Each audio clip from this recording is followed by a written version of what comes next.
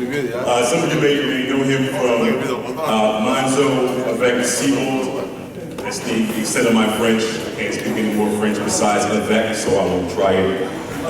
Had a chance to meet him actually yesterday during rehearsal.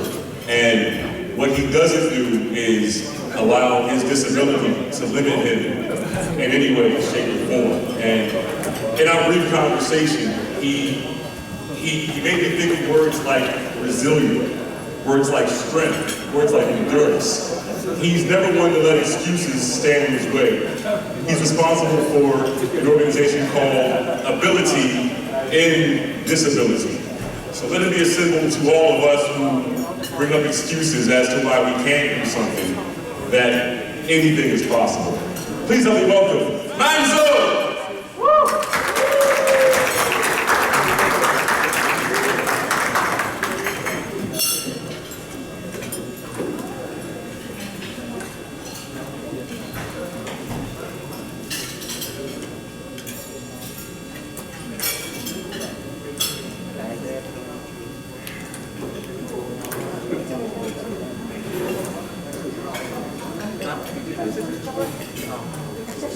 Hi. Hi, are you ready? Are you ready? Yeah, as we were saying, I'm working presently on a album titled Ability and Disability. And I'm working on my foundation too.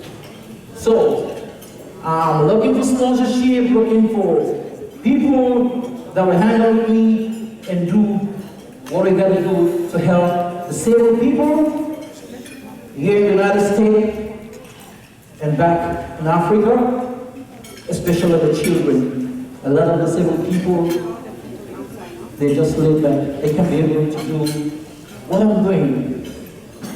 Some of them, disability does not impact their brain, but maybe their legs, their arm. So like, if disability does not impact your brain, so why not? Just take a look at me and see how I'm doing my stuff. DJ. Come on! Yeah! Come on! Woo! Ah, yeah! A lot of us doing games.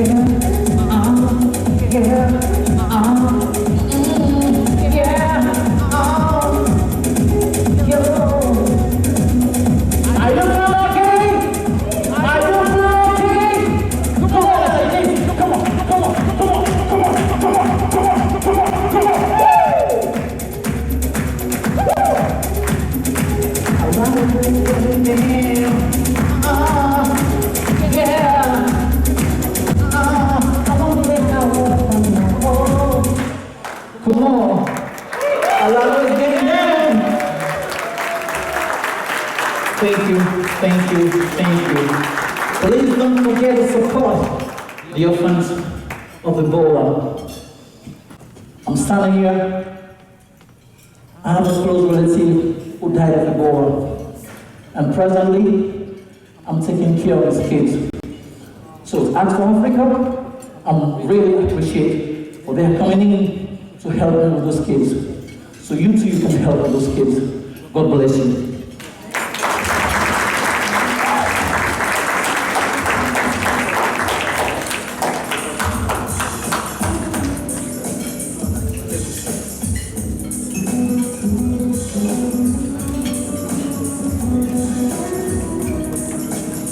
One more time for Matt, everybody. He's going to be back to perform for us. He's going to be back to perform for us a little later in the program, so look forward to that. More speakers on the way. Enjoy the dinner, more to come. Thank you.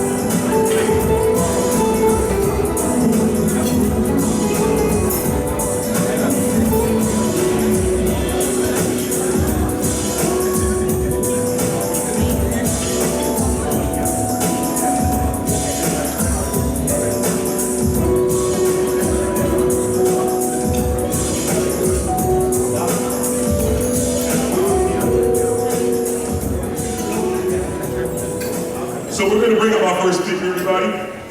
Allow me to introduce you to Dr. Serge Affeli, who was born in the Ivory Coast in the city of Abidjan. He earned his BS degree in physical science from Kansas State University and obtained his PhD degree in pharmaceutical sciences from the University of South Carolina College of Pharmacy. He's an active member of the Black National Graduate Student Association, an organization dedicated to help increase the number of African descent graduate and professional students in higher education by providing resources that will enhance the likelihood of their academic and career success. His passion for pharmaceutical research and business has led to the creation of Affeli Pharmaceuticals, a company dedicated to address the unmet need for the consistent delivery of US-made high-quality medical services throughout the African continent. Ladies and gentlemen, Dr. Serge Affeli.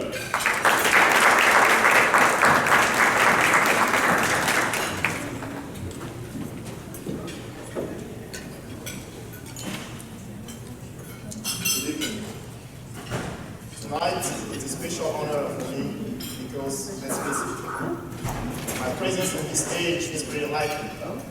10 years ago, I was living in Cote d'Ivoire, a French-speaking West African country, twice as small as Texas, where more than 50% of young adults my age were unemployed or had never worked. My country was going through the hardest political crisis of its young history, and chances for a guy like me become the next Michael Jordan will become the policeman. Back then, I was this skinny 6'8", 210-pound young athlete who had a passion for basketball and was trying to achieve the dream of becoming both a local basketball star and a pharmacist. Today, my student and my colleague at the university where I teach in South Carolina call me Dr. Afeli. The scientific community value my work.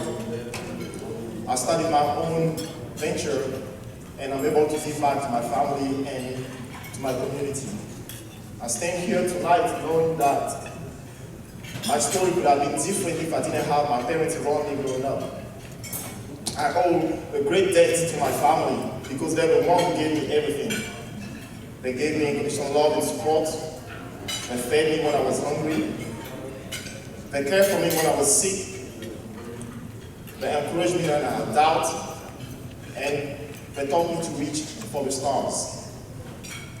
Today, we know for a fact that 12,000 kids from Sierra Leone, Guinea, and Liberia have lost their parents due to Ebola. They no longer have this amazing support that we all cherish today and will make us who we are. 18 months ago, these three countries were struck by the worst Ebola epidemic of human history. 11,000 men, women, and children have died since then. The men and women who survived couldn't go back to work and feed their families, and children couldn't attend school for more than a year because the chances of spreading the disease were too high. The economy of these three countries, which was already fragile, crippled, then collapsed. Tonight, I would like us all to take a moment and think about the less fortunate. Because alongside our individual origin, race, education, or success, I believe we all belong to one human family. Let's take a moment and think about these young kids from Freetown, Sierra Leone, who don't have enough to eat every day and wonder whether life is worth living anymore. Let's take a moment and think about these children in Monrovia, Liberia, who have to give up their dreams of becoming doctors, lawyers, nurses, or teachers because they can no longer afford to go to school. All these young girls wandering the streets of Conakry at night, ready to take off their clothes to satisfy the sexual appetite of any stranger for less than $1 a day because they don't have any more kids, any more parents to take care of them. The reason I'm so deeply concerned with the fate of these children is quite simple. When I first moved to the United States to attend college, I was in some extent like them. I didn't have any money. I didn't have any family or friends around me. And I could barely speak English. My total savings were about $625. My parents back home didn't have enough money to send me every month to survive. And I struggled at times to make ends meet. It was the school that I attended that paid for my food, put clothes on my back, and gave me shelter.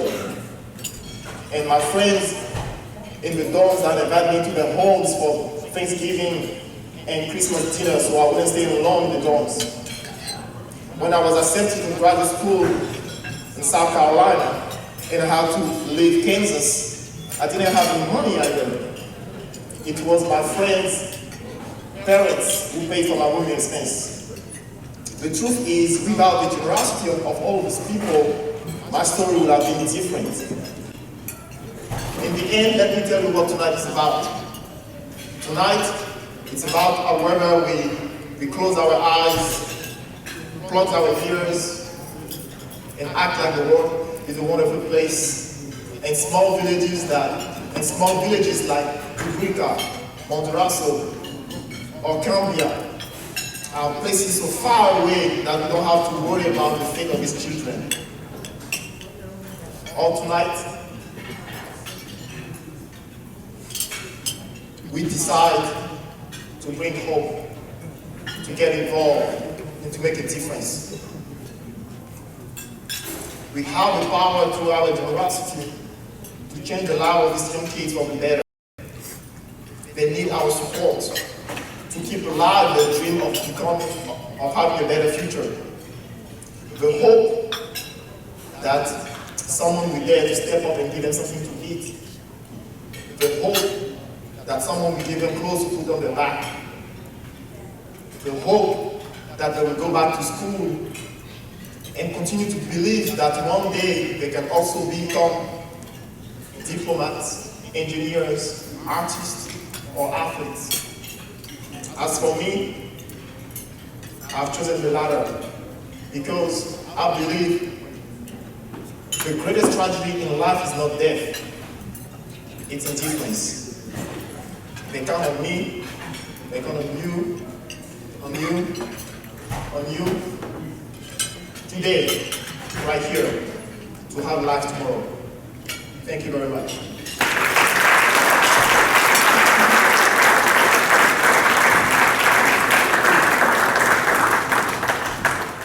Dr. Serge Felly, one more time, everybody.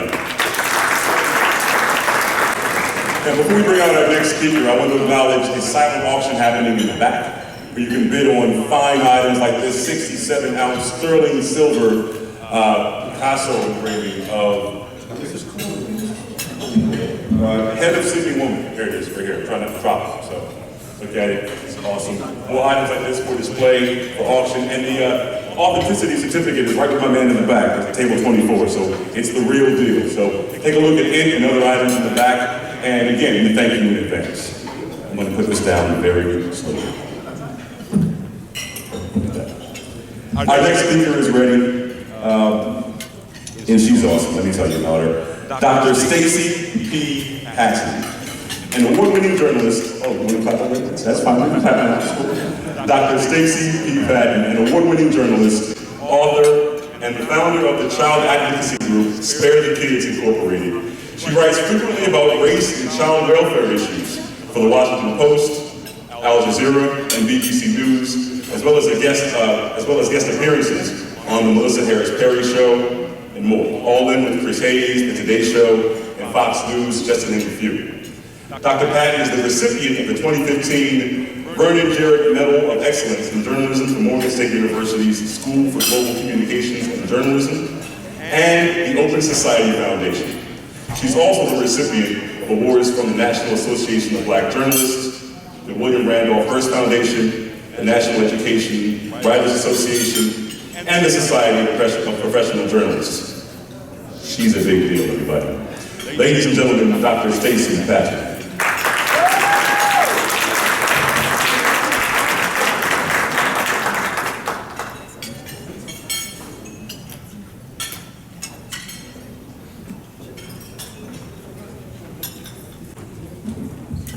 Good evening.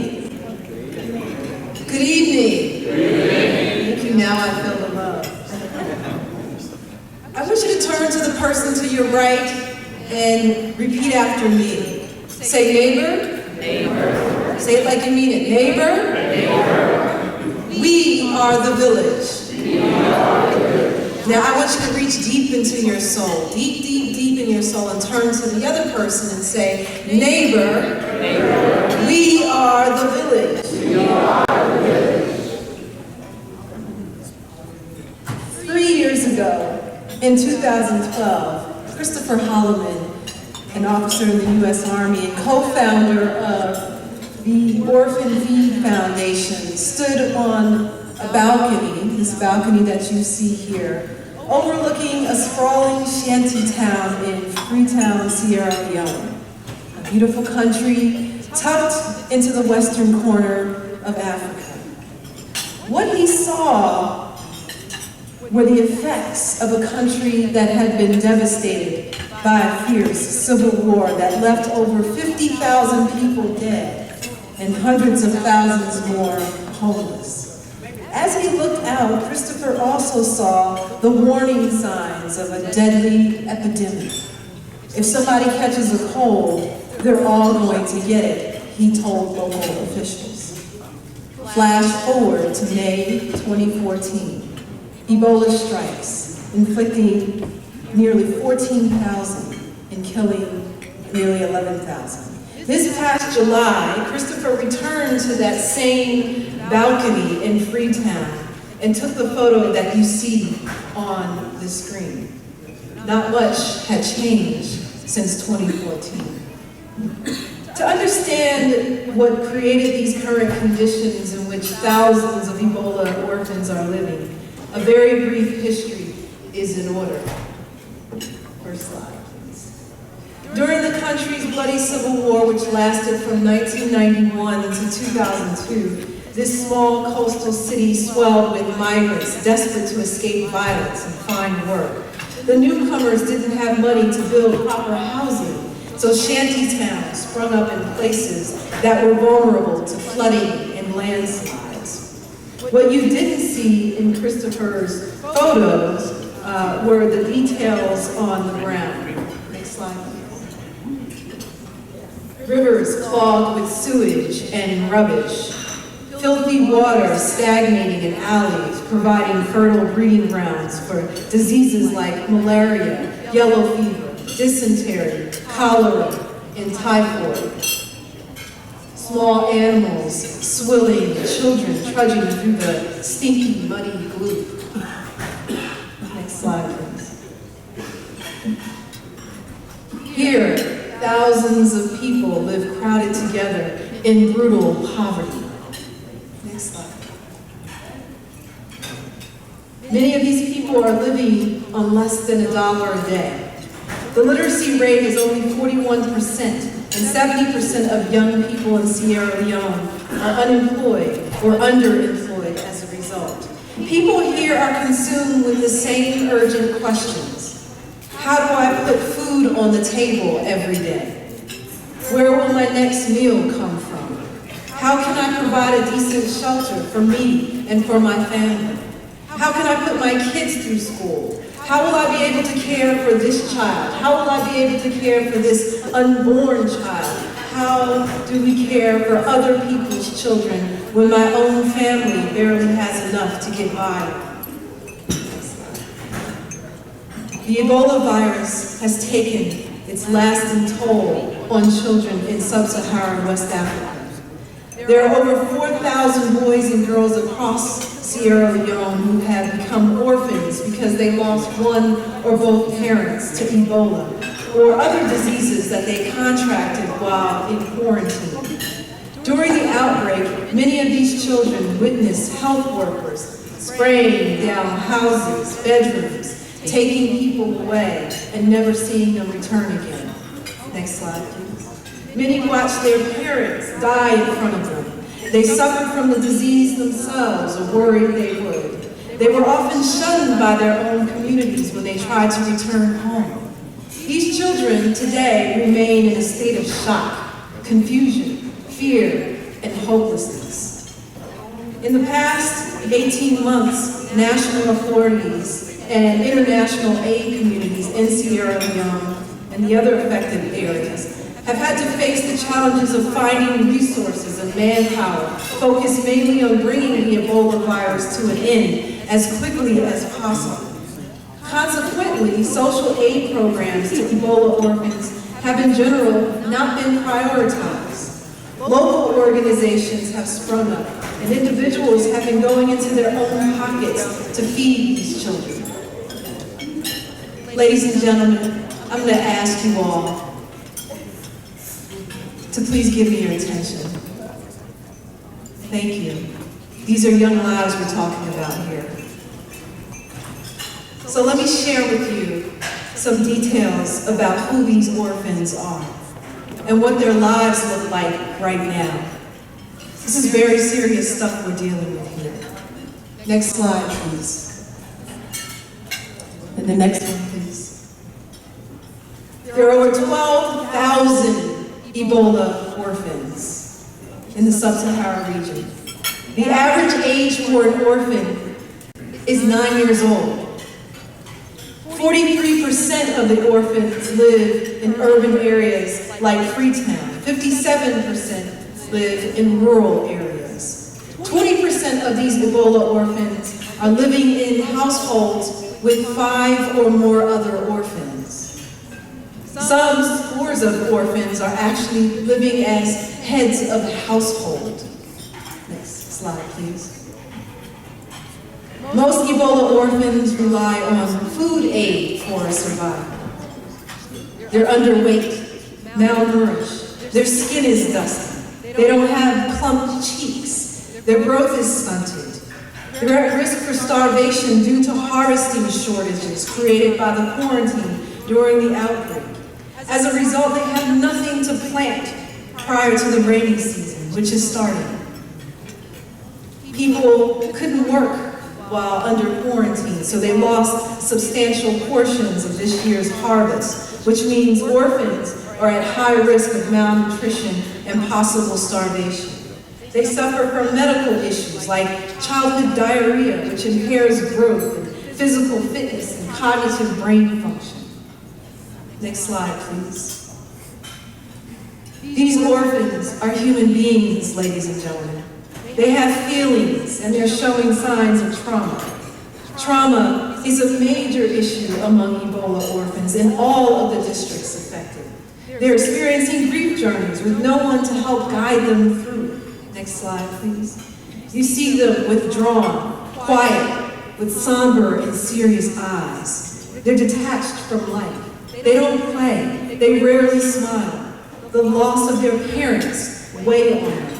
Some of them even talk about nightmares of seeing their parents returning to them as ghosts. They isolate themselves. They live in a constant uncertainty and fear about what the future will hold for them. Some of these children have even committed suicide to escape a childhood in hell. Next slide, please. There is no medical care, or there's little or no access to medical care for these children because there is no free healthcare system. No system for registering births and deaths of these orphans. No vaccinations, no routine doctor visits, no dental care. If these children die today, their deaths would go unnoticed. There'd be no police investigation, no public outcry. They'd just be dead, and these children's names would be lost to history. Next slide. Instead of being embraced and supported, in many cases, these children are stigmatized. Far too many people believe that these children carry the Ebola virus, and so they are often shunned.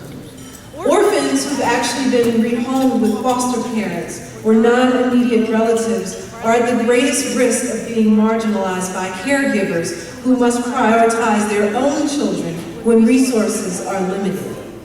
In households where there are limited resources, children could miss out on food and will struggle to return to education. Even in families who have lost only one caregiver, there's still a risk that a mother or father could remarry and the orphans will be marginalized in favor of new babies that come along. Next slide, please. When we think of children, we imagine them in school. Ebola hit the education sector hard. During the outbreak, many teachers were killed and forced the school system to shut down completely. Between the restrictions on movement brought in to stem the spread of Ebola and the fear of markets and crowded spaces, small businesses everywhere have felt the pinch, leaving many families unable to continue supporting their children's education. Many young people have been pushed into finding jobs or peddling their wares on the streets to help their families survive. Ebola orphans will struggle to return to education because their families can't afford school fees or they rely on children to bring in money to support the family. Ladies and gentlemen, it costs around $40 a year, $40 a year to send a child to school. That's a lot less than the shoes some of you are wearing on your feet this evening. To add tragedy to trauma, because so many orphans are not monitored, they're at risk for labor abuse and sex trafficking. The borders between Guinea and Liberia, for example, are so porous that dark and nefarious businesses can thrive on the theft and exploitation of vulnerable children. These kids could be taken across the border and no one would even notice. Ladies and gentlemen, imagine being an orphan girl in Sierra Leone, a girl forced into commercial sex work to earn money for foods that our parents would have previously provided. Imagine having to have sex with neighbors in exchange for food to feed your younger siblings. Imagine being forced into early marriage or teenage pregnancy. Those who become pregnant worry about how to take care of their unborn children with little or no access to medical care and the inability to feed themselves consistently. So what is needed from you? These children need our help. There are already good people on the ground, banding together, working hard and trying to do the best they can with very meager resources. They saw a need and were moved by a primal human instinct to relieve the suffering of vulnerable children. But there is no centralized child welfare agency like the Association for Children and Families that we see here in the States to oversee the needs of orphan children and their families and institutions that serve them. They need a database and a tracking system to register the names, birth dates, and photographs of the kids. Next slide, please. They need basics like toiletries, beds, clothing, shoes, plumbing for running water, money to feed growing children more than just once a day. Next slide. They also need funding for health care, nurses and an on-call doctor, money for education, schools, grants, computers, resources for recreation, books, toys. Next slide, please. And the next one, please. Ladies and gentlemen, this is not just a story about gloom and doom. Ultimately, with your help, it's about hope, possibility, healing, and redemption. Next slide, please. Have a look at this next series of photos. Here you see an entire village bonding together to build the foundations for 2 schools in one day. Next slide, please. These people care about these children and show them genuine affection. They're on the ground sacrificing to save their lives, to give them a chance to grow up, to give them a sense of tomorrow, of a future. Next slide. They saw a need and are responding, driven to care for these children, whether or not they're their blood kin. Next slide, please. Moved by deep care and concern, some have created makeshift orphanages, some in churches. Next slide. Go back, I'm sorry. Like this one here, and in their homes and other local community spaces. If this village can build 2 foundations for schools in one day, by hand, if they can do all of this with next to nothing, imagine what they could do with the right kind of resources and mentorship. I want to talk a little bit about transparency. Lately, we've seen a lot of news stories about aid gone wrong, with some governments and organizations misusing disaster relief funds and resources. Act for Africa International is a trustworthy organization that is committed to acting with integrity. That's why they're putting in steps to maintain transparency and to provide oversight for aid money. They'll make sure that donor funds are used properly, not only to just help with emergency response, but also to contribute to long-term sustainable development.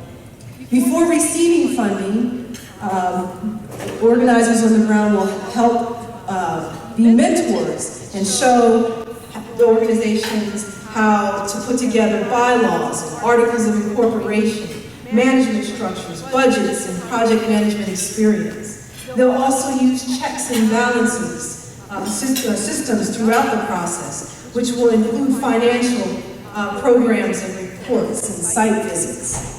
Donors will be able to log on and see where and how their dollars are being spent. Act for Africa International has partnered with NGOs in Sierra Leone whose activities are Ebola related. AWOL, the largest NGO in Sierra Leone, as well as other smaller confirmed NGOs such as Community Initiative Program, are currently providing orphans with basic needs like food, shelter, and education.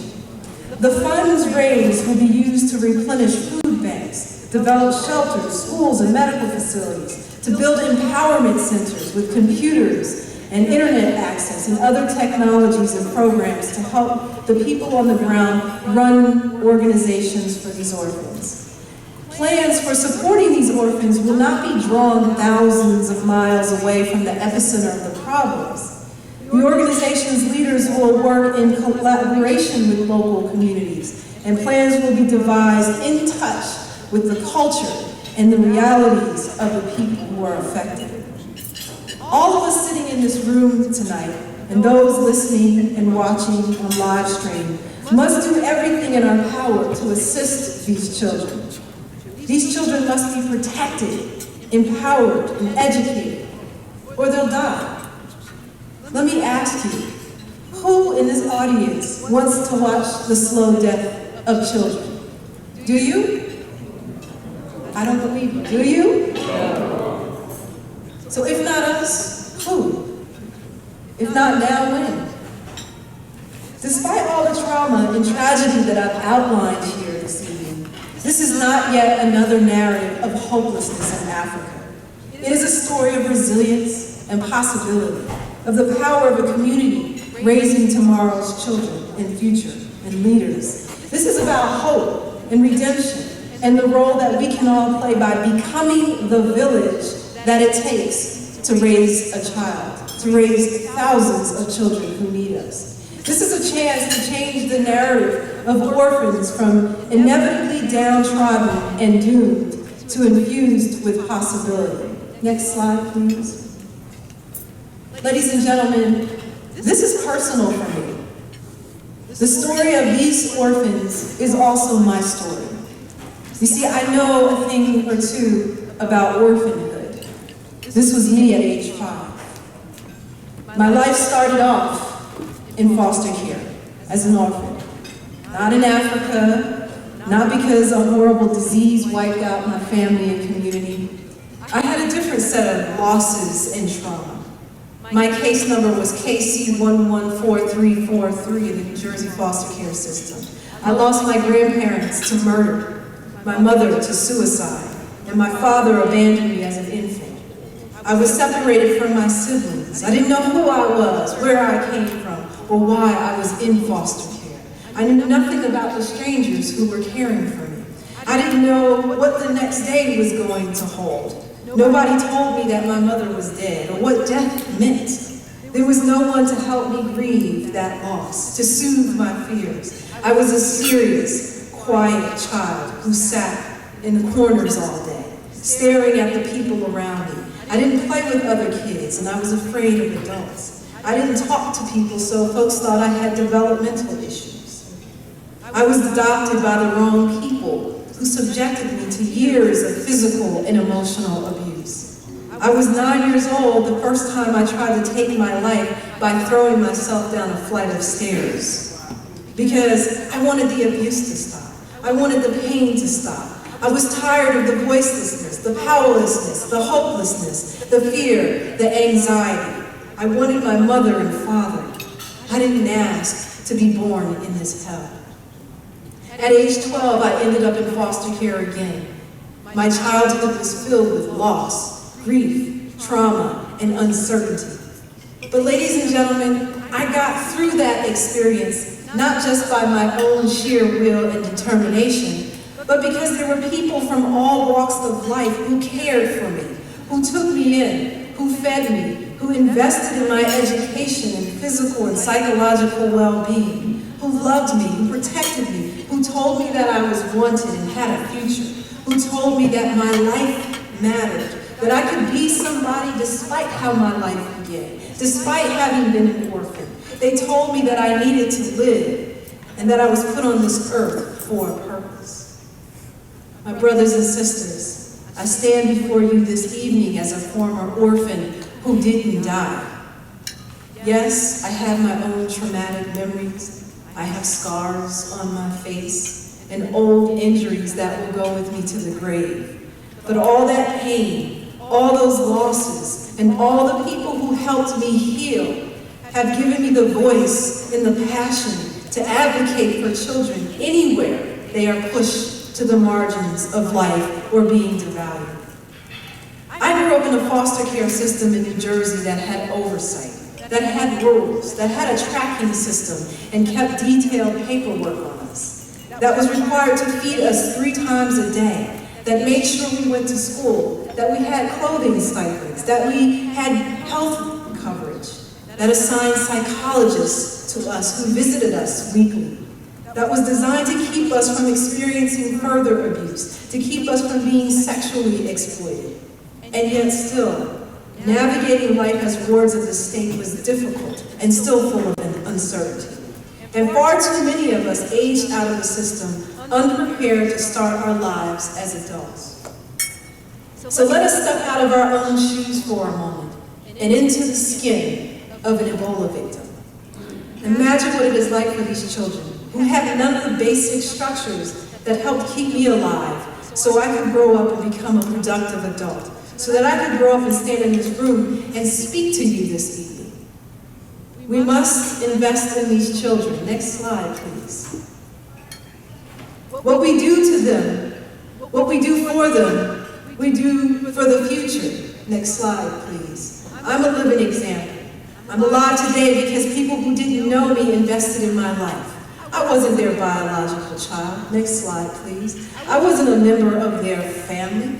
Sometimes I didn't even share the same racial background, but these people saw a reflection of their own humanity in this child. Next slide, please. And so I'm amplifying the stories of these young people who are far away from us because they are my brothers and my sisters. And they are children who belong to us all. Next slide, please. They belong to life itself, and we must do all we can to sustain life and nurture them into productive adults. So please, ladies and gentlemen, next slide, please. Invest in hope. Invest in brighter futures. Invest in giving some children across the world a chance they deserve. We all need to be part of the grassroots miracle that Act for Africa is trying to create. So won't you please open your checkbooks, wallets, purses, credit cards, PayPal accounts to help give these children a chance to live and thrive in spite of their tragic start in life. Show us, brothers and sisters, that you do not wish to witness the slow death of children because they belong to us. And repeat after me. We are the village. We are the village. One more time. We are the village. Just one more. Make me believe it. We are the village. Thank you so much for your support.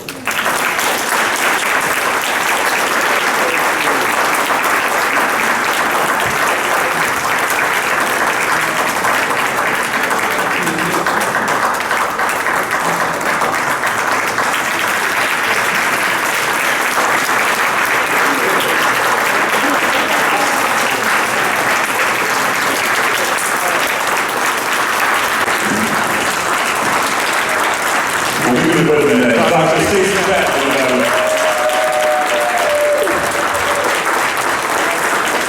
Doctor, thank you. Thank you for your honesty. Thank you for your compassion. Thank you for your transparency. And thank you for giving this situation a face, a real face. These aren't stats. These are real children. These are our children. This is our global community. I implore everybody in this ballroom and everyone listening all around the world, this is the time. We are the people. It is our time. It is our choice. These are real children being affected every day, and we have the power to make a difference. And Stacey, I thank you so much for giving this a real face. Those pictures and slides are real and can break down what's happening in a way that numbers and facts and figures and data just can't do justice to. So, Dr. Patton, we thank you again. And on behalf of Act for Africa, I implore all of you to look at those donation cards on your tables right now and to do what you feel. Contribute what you can. Give what you can. And as Dr. Patton showed us, the money goes towards so many things: education, shelter, food, healthcare. Those things we all take for granted. Those things that we all enjoy every day.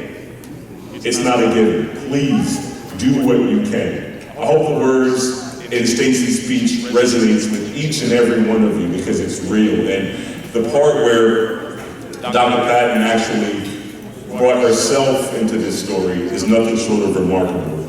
Her story is our story. Their stories are our stories as well. So please, there'll be people coming over to your tables to collect your donation forms. Please, give what you feel. Do what you can. And we thank you so much in advance. And Dr. Patton, we thank you again.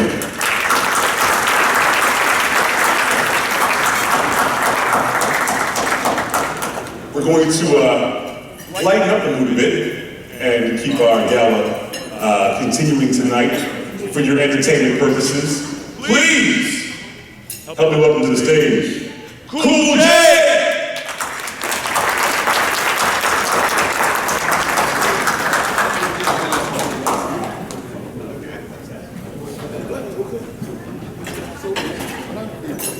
Thank you very much.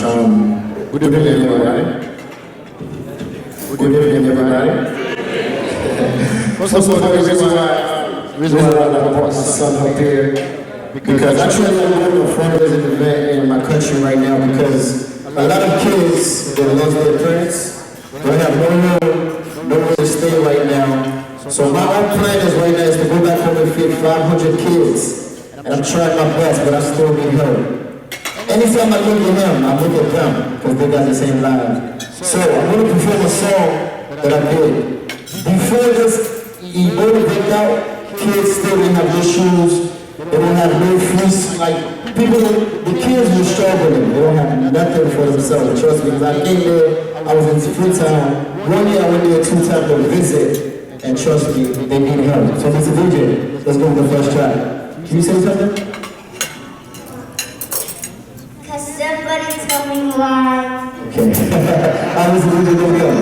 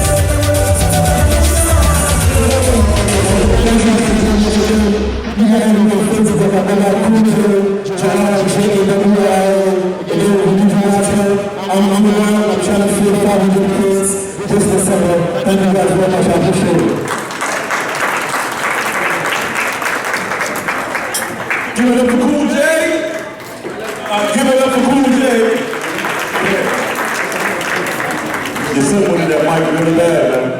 That's a star right there, bro. Before we continue, I wanted to pass along a note that Dr. Stacy Patton will be signing copies of her book that we know yesterday, right out back. So if you'd like to be heard from Dr. Patton, would like her book, she's right out there for you, and she will sign it for you and have a conversation. She's just awesome. So she's up there right now for your pleasure and to get the book. Cool. Up next, everybody, please help me welcome the chairman of AWOL America, Mr. Sendhu Javi.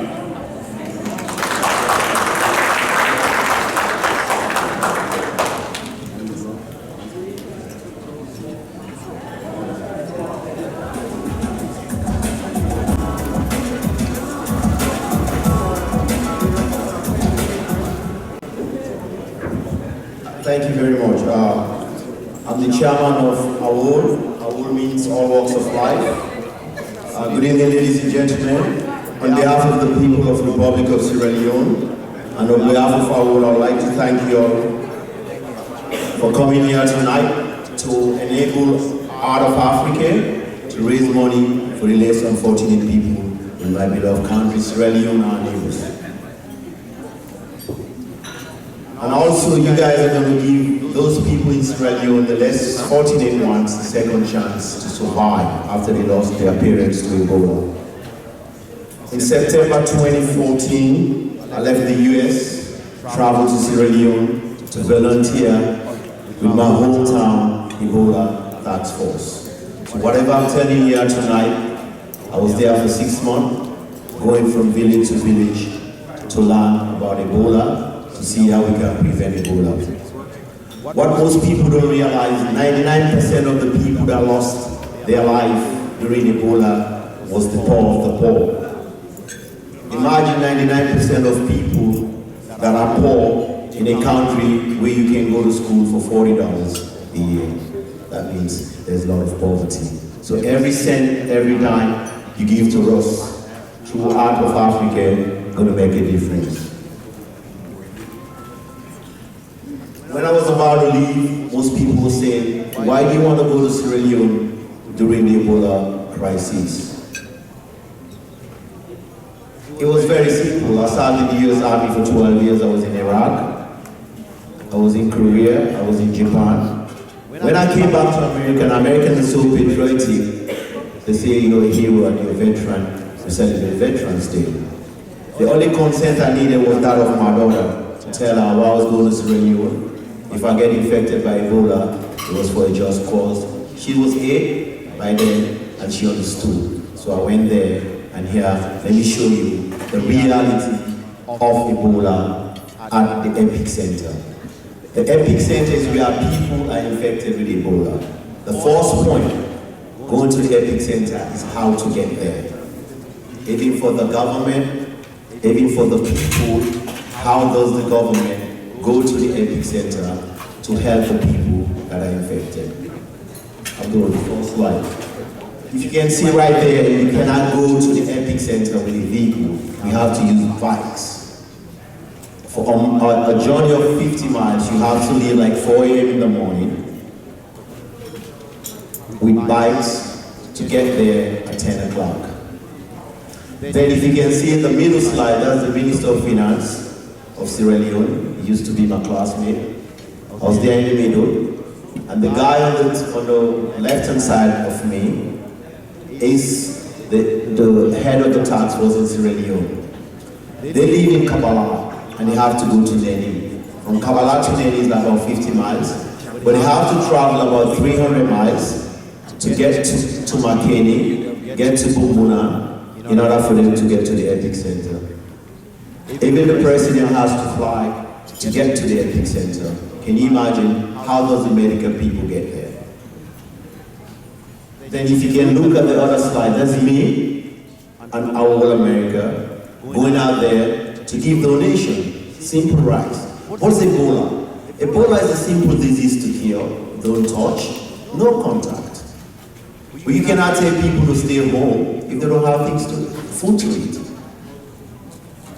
You cannot tell people to stay home, don't touch each other, if they leave 4 or 5 people in the room. So how do you prevent Ebola? Myself, I'll give you an example. My ex-wife lost his brother. She lost like 7 people from her dad's house. The reason was, one of her cousins used to peddle stuff at the market. He went there and get in contact with someone with Ebola virus. How much does he bring a day? Maybe $2. Then I was in the United States. They said he just passed away. I said, from what? He said, malaria. Then 2 days after, his wife passed away. Then I said, why? Then it was like, oh, they get broke out. That she was depressed. I said, no. Can we test them for Ebola? Because I knew the Minister of Finance was my classmate, I had to make a call. And when they came, they found out that they had Ebola. The kid ran away from the house, went to the neighbor's house. Guess what happened? Everybody in that house lost their life. That's the reality of Ebola. And now if you can go to the next slide, look at how dangerous it is. This is the epicenter. Right there on your left-hand side, I think it's your right, my left. Those are the people that are infected with Ebola.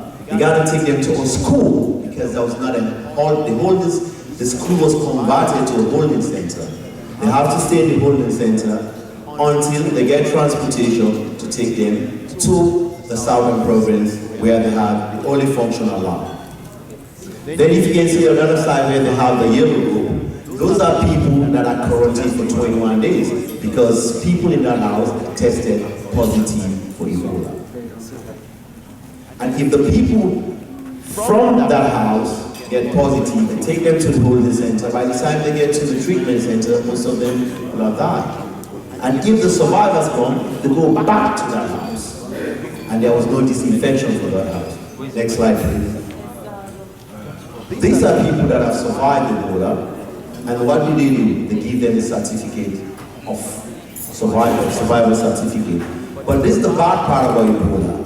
Once you get survive Ebola, you cannot be intimate with a man or woman for a very, very long time. So the government never had like a halfway house where they can set the people off before they reintegrate them to society.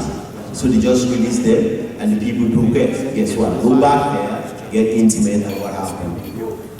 The cycle starts all over again. And let's say the kid in the middle, suppose the dad is gone, the mom is gone. Then she goes back there, maybe the aunt lives with that aunt, what happens? If the aunt becomes intimate, what happens? She doesn't lost her mom, her dad, but she lost the entire family, and guess what happened? She's going to be in the street because she's the poor of the poor in an economy where people live at least almost $10 a day. Then we can go to the next slide, please. Abdul.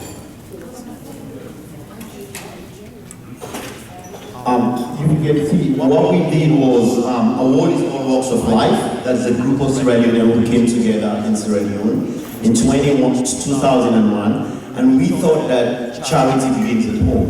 In order for us to keep asking people overseas to help us, we can bring our little resources, put it together, and help our country. So what we did was we got money, we bought rice, and we packed this rice and put it in bags and give it to people at home, so at least they can stay in their house, not wondering what to eat for 2 weeks, so they cannot get in touch or in contact with somebody who has Ebola.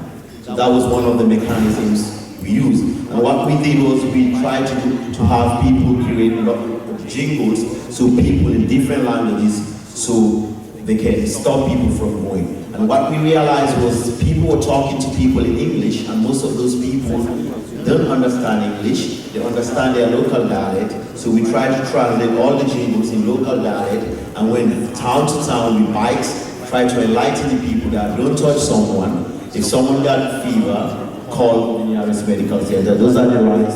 Those are what we did, use the vans. So this is just giving you a picture of how difficult it was for the government when the whole international community was focused on them to help eradicate Ebola.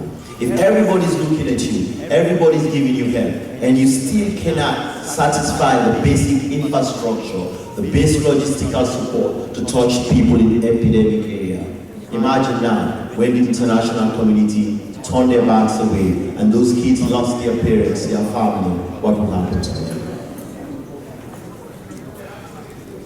If you can answer that question, therefore, ladies and gentlemen, I'm not going to bore you with statistics, I'm going to bore you with the reality. Imagine, that was when each and every government, the Obama administration, the British people, we cannot get to the epicenter without using bikes because the infrastructure, the roads are bad, no medical facilities, and now everybody's moving to another stage, saying that Ebola is done. So I want each and every one of you to look in your heart, to go to that deep point in your life and support Ark of Africa by giving money to them so those kids can turn their life around, turn their district around, turn their country around, turn the world around. We never know what they will be one day. So I'd like to thank you. I'd like to thank Ark of Africa. I will appreciate each and every one of you if you donate to this just God. Thank you, and God bless you all.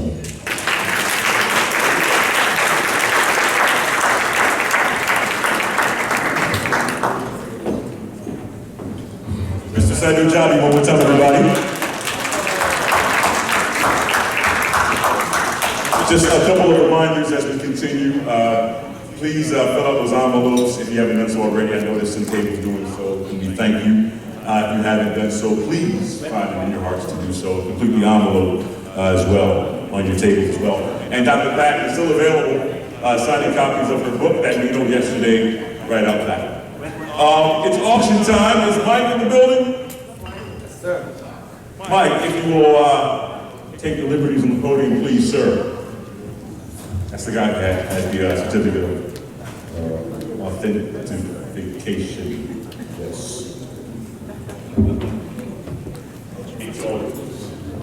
Good evening, ladies and gentlemen. My name is Mike. I'm here to share a very unique piece that was acquired by Ark of Africa, and it resembles the Picasso work for head of a sleeping woman. It's made of 67 ounces of silver. It took 3 months to finish the finishing of it, and it had the biggest mold that anybody ever see. It's a wooden mold, and we did 3 pieces of this, 3 pieces, and nobody else had it. It's only 1 piece left, and this is it. It's right here. Anybody want to feel it? Anybody want to take a look at it? Just let me know. Raise your hand, and I'll come to see.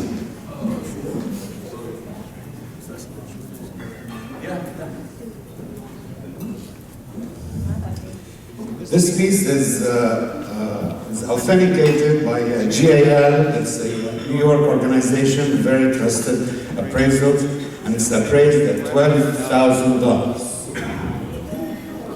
Now that's what we really hope to get for it, but we're going to start the auction on that with half the appraisal price was $6,000.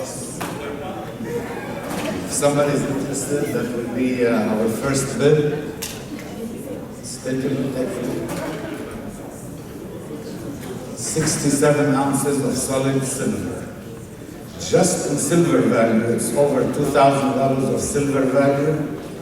The mold costed probably another $2,000 to make, and then 3 months of labor just to get that piece out in the public.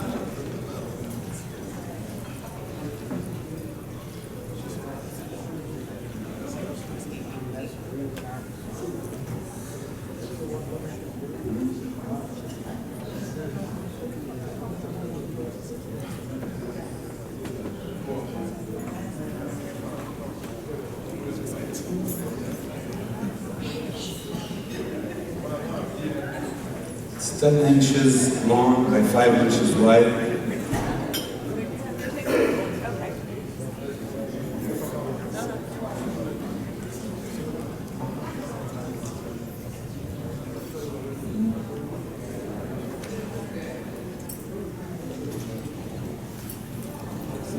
anybody's interested to see it, just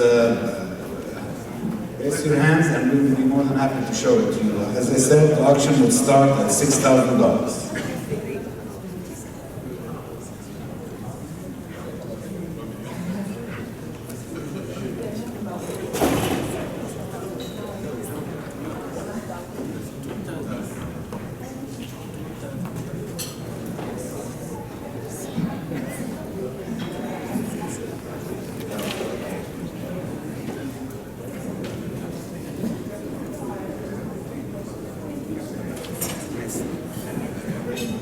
We want to acknowledge one of our important and awesome sponsors tonight, Green Homes Realtors and Property Management. Here to speak on behalf of Green Homes with our sincere appreciation is Jean Catour.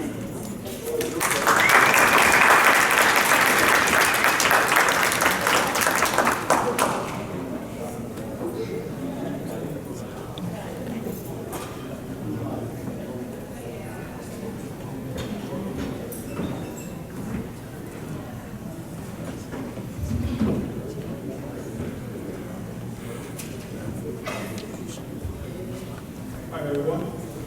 How you guys doing tonight? Great. I'm having a good time. I will listen for you guys too. My name is John Abois, and I'm here as a broker and vice president of Green Realty Property.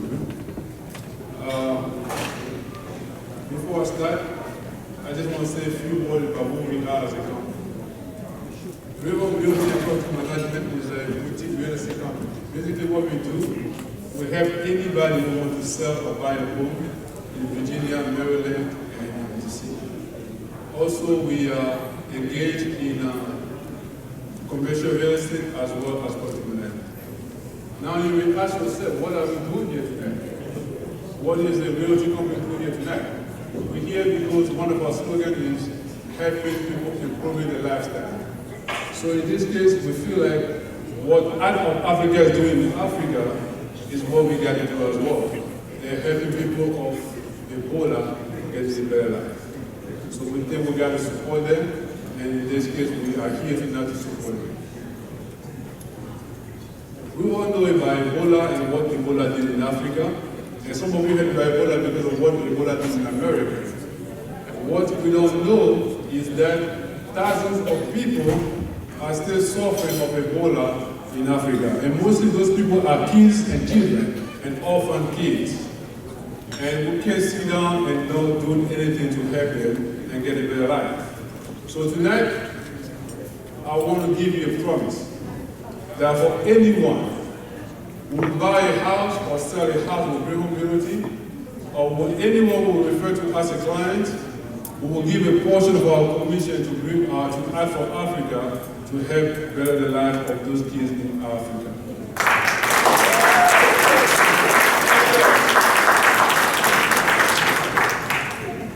So now, before I get out of here and stand on my seat again, I just want to say 2 words from a great man, Martin Luther King, who once said that the ultimate measure of a man is not measured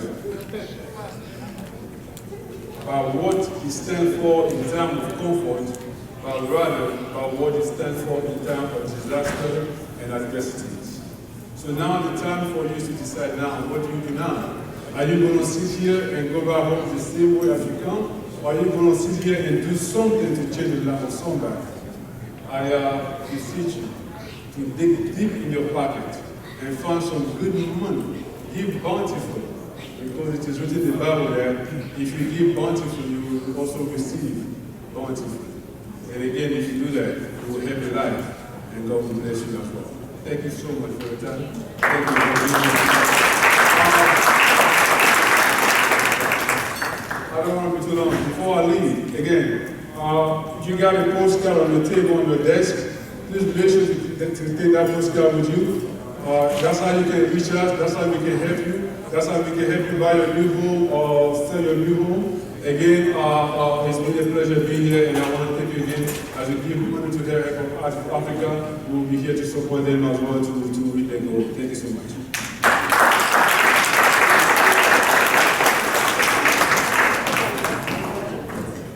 And we thank you for your support. We thank you. So we're about to turn up a little bit. Turn up will begin momentarily. We've been sitting down, very patient, and we thank you for rolling with us for the past few hours. The turn up will begin momentarily. But to close our gala this evening, please help me welcome to the stage, Dr. Everybody doctor tonight. Mr. You can be a doctor as well. Dr. Raphael.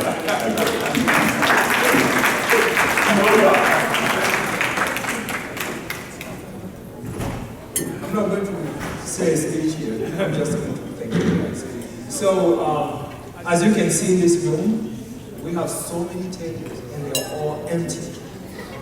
And so, please, ladies and gentlemen, please be very generous and make sure that you cover those empty tables. Okay? So, I'm just going to add my voice to all those who preceded me and say thank you. Thank you for coming together as a single soul and be here and help. You open up your heart. Please open up your wallet, your checkbook, anything that you can open up. And make sure that you give hope to those children. Those are our brothers and sisters. And I know that they have been suffering so much. And it's time for us to help them. Now, make sure that everything that you are doing tonight, we make sure that this part of Africa will be so grateful and they will never forget that. I want to make sure that you understand that. And now, without further ado, I need to call the members of Art for Africa and all the women and men who made this event possible. So please, members of Art for Africa, come over here.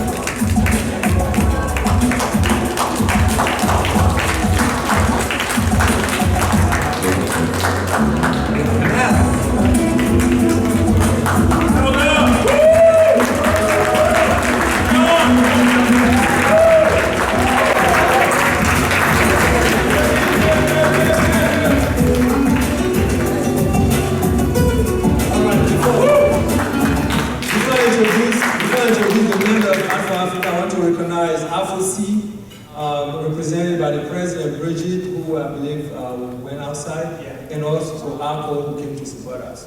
Thank you very much. Let me give you the President of Art for Africa here, Mr. Papa Drame. Papa! Good evening, ladies and gentlemen. My name is Papa Drame. I'm the actual President of Art for Africa. I really appreciate you guys coming to support us and have a good evening.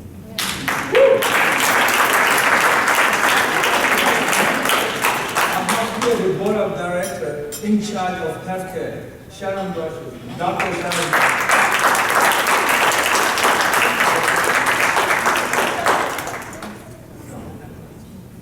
And we have Mr. Rashid Aminu as the Board Director in charge of education.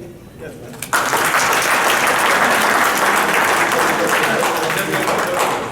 have Kwadio Koko, he's our treasurer.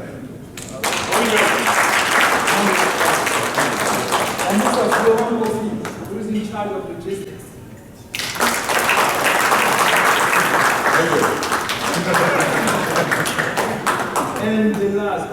least, Imelda Bond. The assistant who put all the pieces together tonight so that we can understand.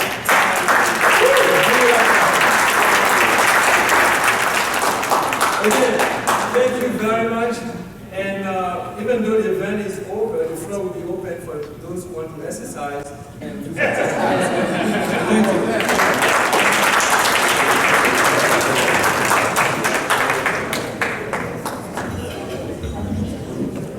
Power reminds me of like Russell Simmons, like a man of a few words. Just take the mic and just like that was it. So with the turn up begins, ladies and gentlemen, on behalf of Act for Africa, we thank you. We thank you for your time, your energy, your money. We thank you sincerely tonight. So to close us out, actually, Act for Africa dignitaries and officials, Cool J requests all of your presence on this here dance floor. We all got to turn up together. So let's close out. DJ, that's Eve right there. Cool J, let's get it poppin'. Thank you all, and good night. Bang. Yeah. Anyway, it's a good time. We're going to get the night over. We can come out, you can dance, you can shake your seats, anything you want is a good day. Let's go.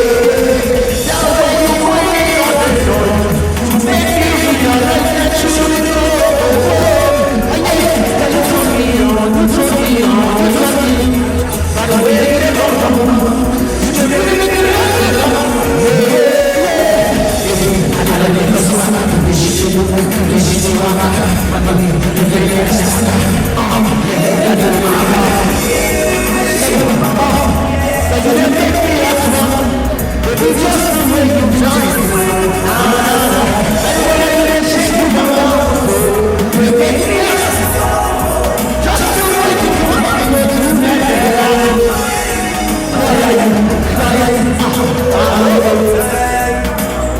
I'm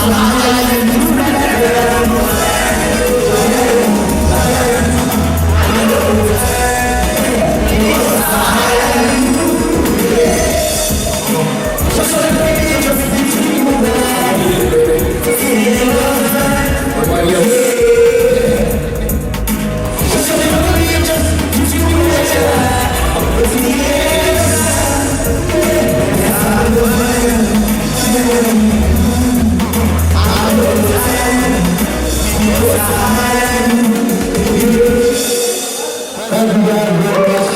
I appreciate everybody that appreciate. Check me out on YouTube. It's PJ Gerard J-A-W-A-R-A. I thank you guys very much. Okay, thank you. My pleasure.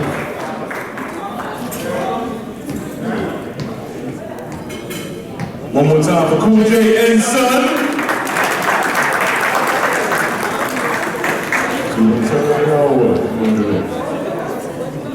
Oh, okay. All right. Oh, yeah, I did say Manzo was coming back, didn't I? I did say that earlier. Yeah, I believe I said that. Give it up one more time. You ready, bro?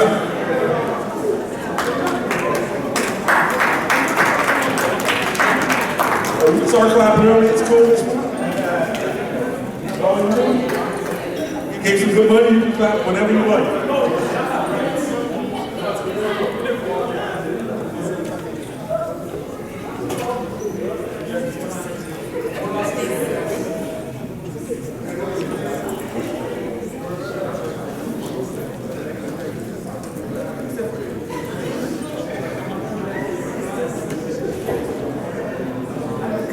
I think the after party is going to be in Papa Suite, so just make sure you guys know where that is.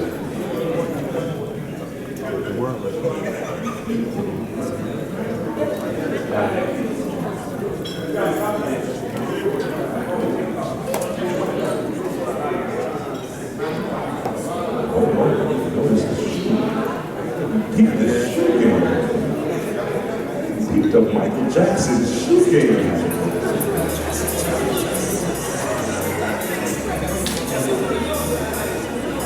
Manzo, everybody's good.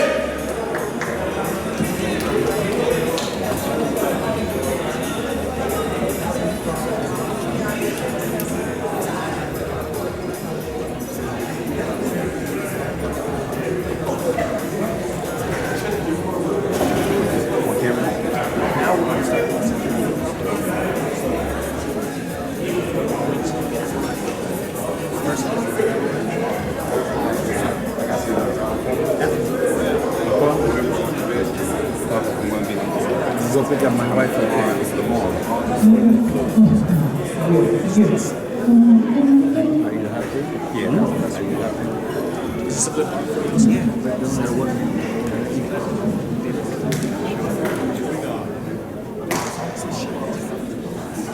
Yeah. Yeah. No. Yeah. Yeah. One more time, give it up for Manzo!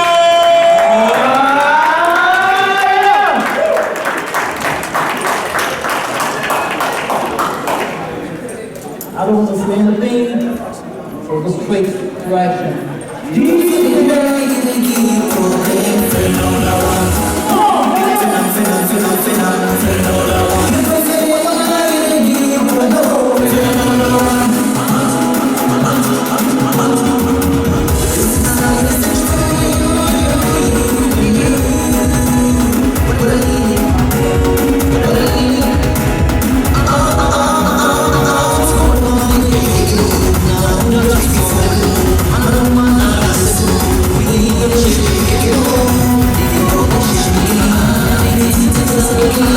back.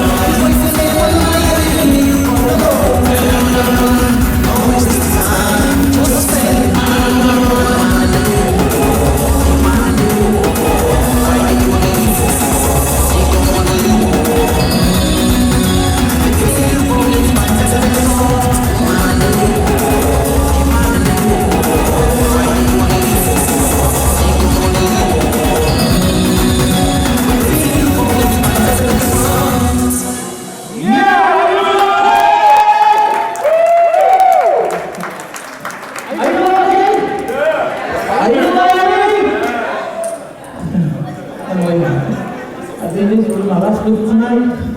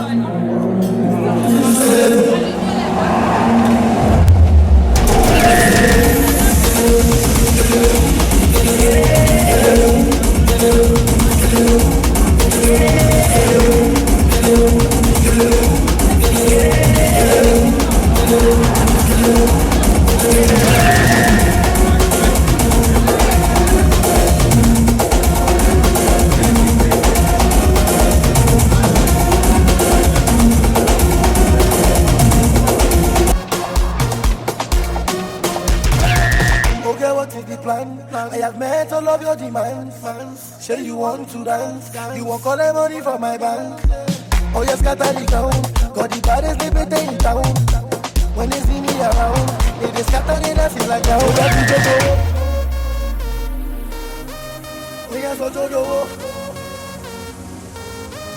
Oh yeah, that's the ground. Like a hit, like a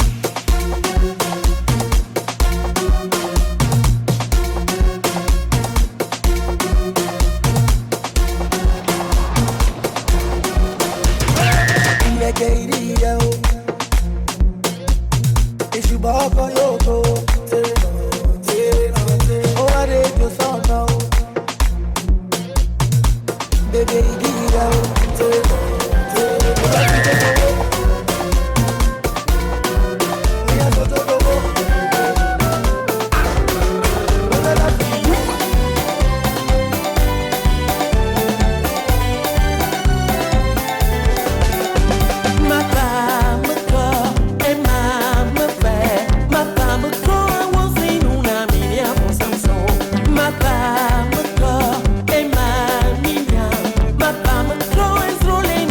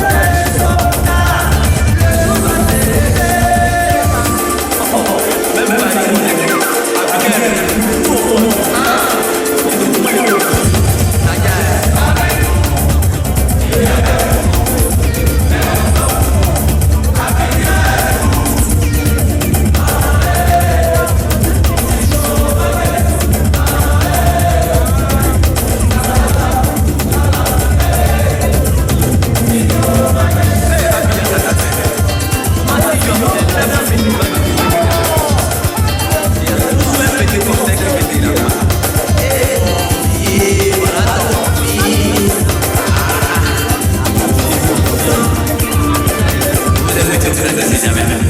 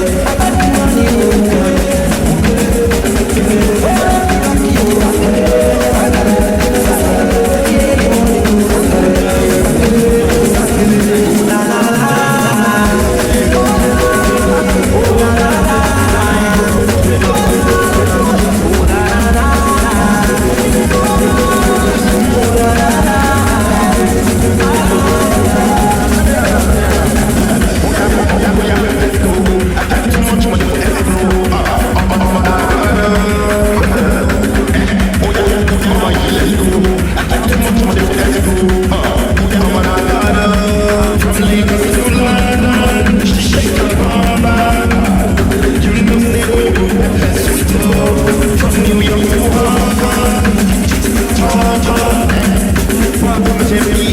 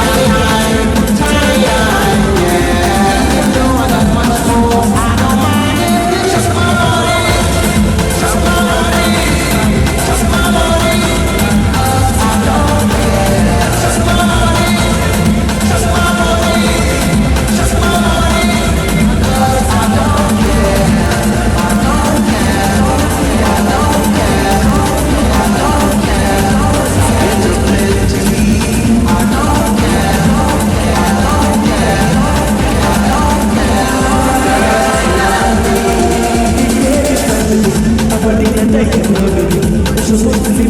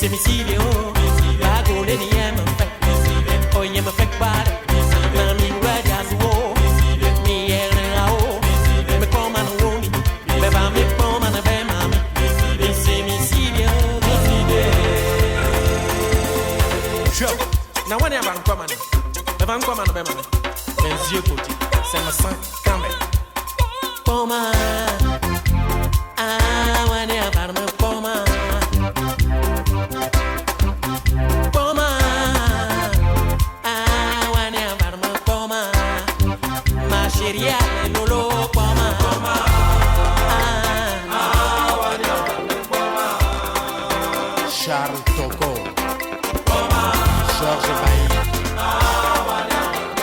Albin Félix, ma chérie, allez lolo,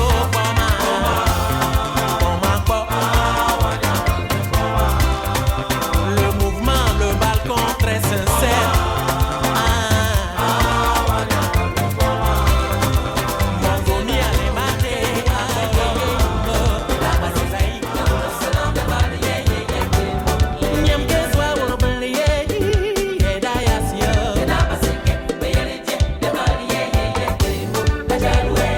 You